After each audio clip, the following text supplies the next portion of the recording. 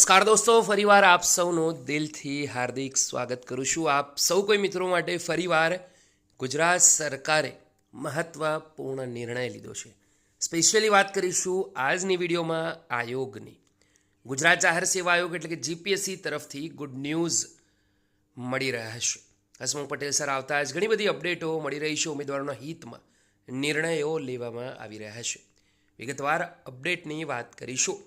એના પહેલાં આપણા યુટ્યુબ પ્લેટફોર્મ પર જરૂરથી જોઈન કરી લો, જેથી કરી આવી આવનાર ઇન્ફોર્મેશન તમારા સુધી પહોંચતી રહે.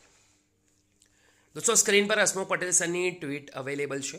હસમુખ પટેલ સરની ટ્વીટ પ્રમાણે જાહેરાત બહાર પાડવામાં આવે ત્યારે તમને સૌને ખ્યાલ છે કે છેલ્લા વર્ષમાં જે ભણતા હોય ઉમેદવારો અરજી કરી શકતા નહીં. ઓછામાં ઓછી જે લાયકાત હોય એ ક્લિયર કરેલી હોવી જોઈએ.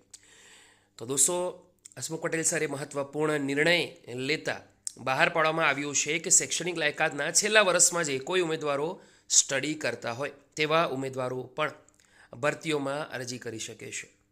હવે દોસ્તો, આયોગે જે મહત્ત્વનો નિર્ણય લીધો છે તેની વિગતવાર સૂચનાઓ છે.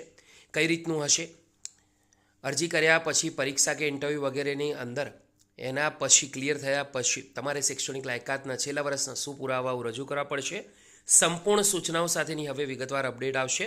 આજની વિડીયોમાં ફક્ત આટલું રાખીએ છીએ. ગમ્યો હોય તો લાઇક કરજો, બીજા સુધી શેર કરવાનું ભૂલતા નહીં.